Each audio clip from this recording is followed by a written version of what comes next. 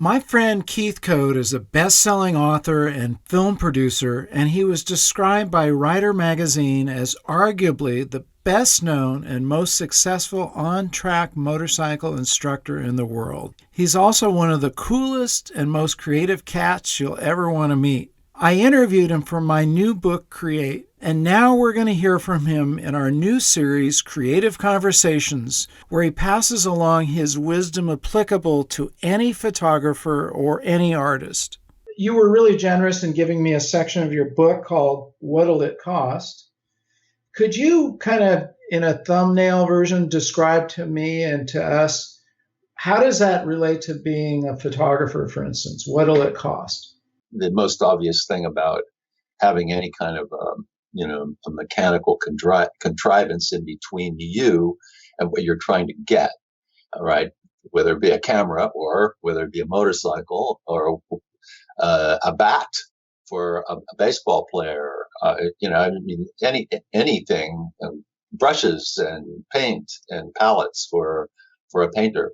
The familiarity you have with your tools, materials, and techniques is a key element, because if you struggle with that, with them, just the handling of them, right, the understanding of them, the naming of them, the function of each one of those things, you can very easily on camera, then your attention is on your equipment and not on what you're trying to do. So you really don't have the attention free to put on the creative side of it. And the analogy in the first book, which has gone absolutely worldwide, it's the one thing that people remember about that book. Yeah, it's gone really viral because you're talking about it in a really easy to understand concept of having $10.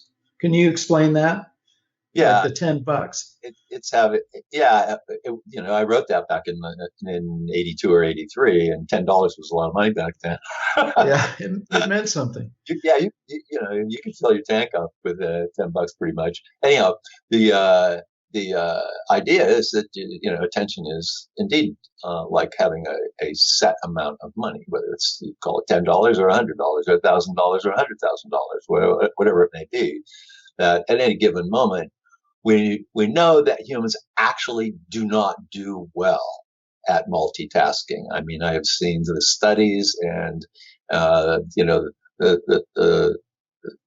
college kids who really think that they can multitask and text and also listen to their professor and so on and so forth. It's failure all around, and it's pretty nearly 100% failure all the way around. So you have to understand that whatever it is that you're doing, whatever thing it is you're engaged in, is sequential. And in each one of those sequences of actions, whatever the actions may be, having enough attention to run that action and not overdraw yourself with multitasking is okay. It's the $10 bill. If you have $1 that you spend on the mechanics of the thing and $9 on the create, then you're having a great time. If it's the other way around, where you're fumbling with your tools, materials, and techniques, then you have $9 on the actions of holding and moving and changing. And on a motorcycle, there are 6 controls, and you're manipulating those controls. Right? If your attention is on that, then you it's not that you fail on the other end. It's not that you fail. It's that you don't see a broad. You don't see the broad spectrum, the broad picture of what it is that you're trying to get. So, yeah. We have a regular contributor, Bob Holmes, and the way he puts it is, don't let the camera get in the way of your vision and your creativity, because that's what'll happen if you're spending $9 on the camera and you only have $1 left for creativity. That's the wrong ratio. You should have it sort of instinctive, where you're maybe spending 25 cents on the camera, and you've got $9.75 to invest in your creativity. That just comes from practice, right? Knowing your equipment. A musician friend of mine once told me, he said, if you're up on stage and you blow it, you hit the wrong note, you don't track it. If you do it 2 or 3 more times, it all of a sudden it becomes part of what you were doing. That's true.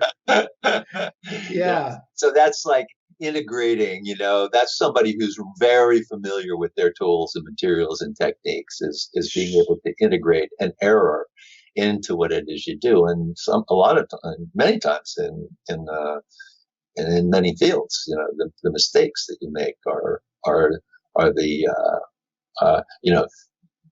you blow that mistake up. And you all of a sudden you go like, oh wow, I've never seen it that way before. So that's the good thing about making mistakes, is that they can actually open doors for you. One of the other things in the first Twist of the Wrist book is, when you're having difficulty with something, that is the area where you feel it. You have a sensation you're being rushed or hurried through whatever it is, the manipulation on the controls of the motorcycle, and things don't feel quite right. Well, that's automatic instruction. You go, oh, I'm struggling with that, and then you try to walk that back 1 or 2 or 3 steps before that and find out why. So errors are very instructive. That they're not something to be shunned. They should be welcomed. In fact, ideas have momentum, and you're at risk, you're at peril of your own creativity when an idea strikes you and it hits you and it grabs you and it starts to get its own momentum. Actually, what happens is it's hopeless. You have to do it, which is a great part of it, because you get the thrill of the create, and that is the joy of my greatest joy is creating something and being able to communicate something, or find something that I had never seen before, or maybe something that nobody else had ever seen before. And those are the things that push me forward on a hour to hour, day to day, week to week, month to month, year to year basis. Those are the things. I know they're out there. There are little gems out there, and when you hit one and it grabs you, you have to baby it along. You have to get a little bottle for it, and kind of cook it and let it simmer, and monkey around with it. You have to play with it to get it to express what it is that you originally, that spark of create that brought it into being to begin with.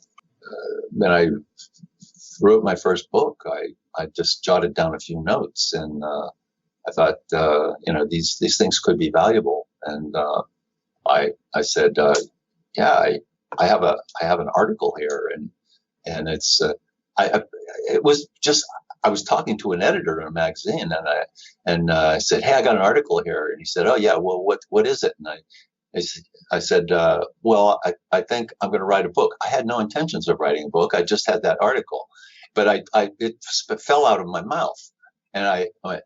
And he said, "Oh, really? What's the title of the book?" And I went, "A Twist of the Wrist." And bingo, man!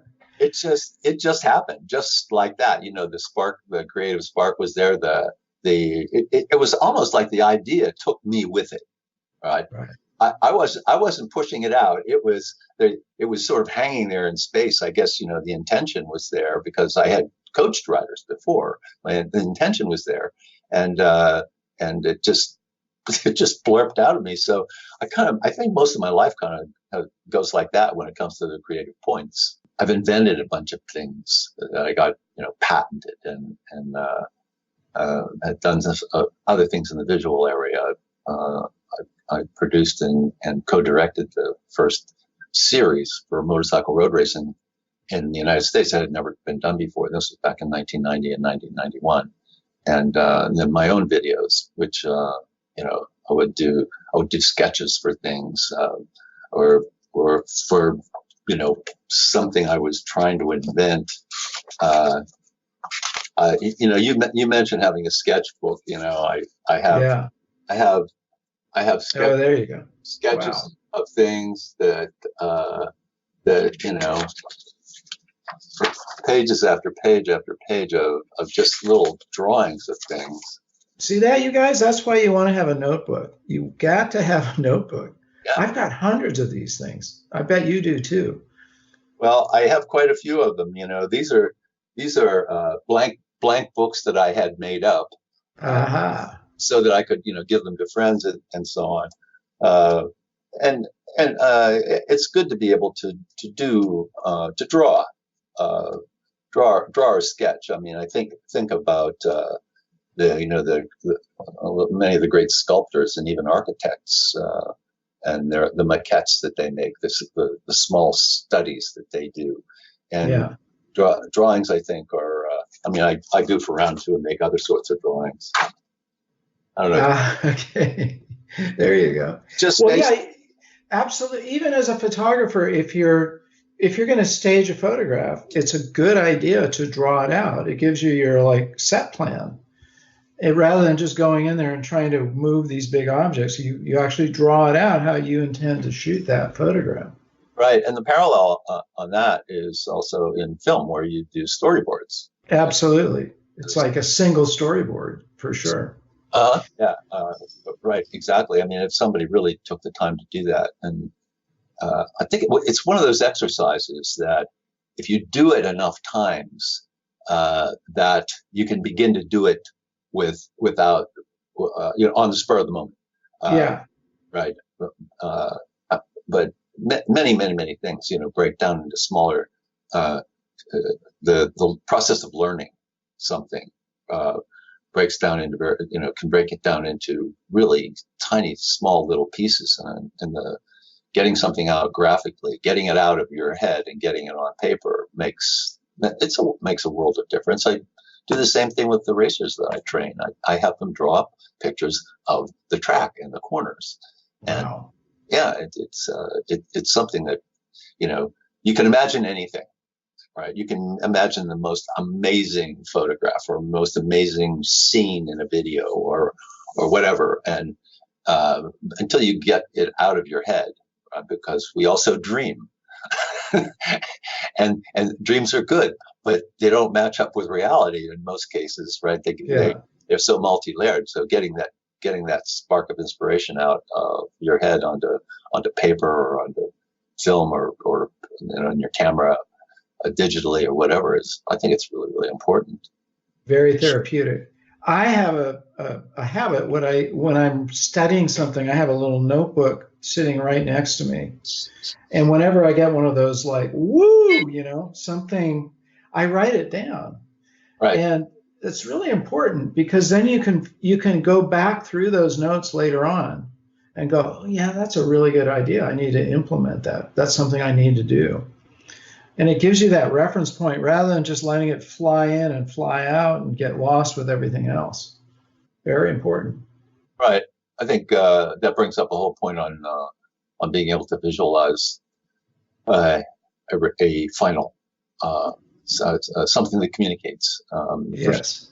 For sure that part of it it's it's essential. I know it's essential, but getting some representation of it out into the world, the hard world of stuff, is it's just can be a really, really important part of it. I think it might be the thing that discovery comes from manipulating whatever it Yeah. is that you're doing.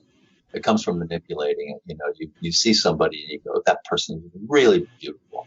You want to take a portrait of that person, right? But then you have to break it down into what are the features here that are really important, and how would I like that? I'm just going to shoot it in broad daylight, or is it going to be more dramatic, or whatever it may be? And it's the same kind of things that on a smaller scale that I had to go through when I did my training DVDs that are out there, and it's moving, it's video, but you still have the same concerns. What angle do you want to shoot this thing? What's going to be best illustrate points that you want illustrated? It's not just, hey, that person's really beautiful, and if you just take any picture of them, you'll see that same beauty. doesn't seem to quite work like that. You Yeah. have to be more discerning. Well, Keith, this has been awesome. Are there any final points or tips that you'd like to leave viewers with in terms of adding creativity to their life? You mentioned it earlier. That's the spark of creativity is just that. It's just a spark. And if you don't have a little bit of tinder or kindling to get it to go, you have to nurture it and blow on it and get it to light, because those sparks of creativity are they're fragile in many, many ways. They can come and they can go, and they require your attention to take it out of that world of conceptualized, right? Because they're just concepts to begin with, and concepts don't really, they're not laying around anywhere. Concepts don't lay around anywhere. They're actually from some other dimension, and so you have to pull them through that barrier, that membrane, right, into the physical universe. And I think that's just so important. And the more you manipulate something, the more aspects of it you begin to see and understand and control. And so that's the key, is I think, in many cases, is taking that little spark and pushing on it and nurturing it and getting it out and playing with it, right? Research. If you're a writer, research is writing. You write. When you write, you research. You're researching, because one idea will bring on another idea, will bring on another idea. And I think it's the same in the visual arts as well. Awesome. Thank you, Keith. And you guys, leave your comments down here for Keith. I'll make sure he sees them and he can answer them. And share the video. We want this to get out into the world. Make sure you hit the subscribe button down there. Thank you again, Keith. My pleasure. And you can read about him in Create, which is coming out in just about a month.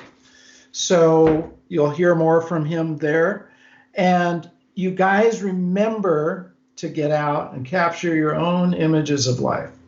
Hey, you guys might have noticed I'm wearing my new Create t-shirt. It's awesome. Provided to us by Teespring, which you can order right down here. We've got iPhone cases, we've got coffee cups, hoodies, long sleeve shirts, all sorts of cool stuff. Grab your Create merch and show off your urge to create.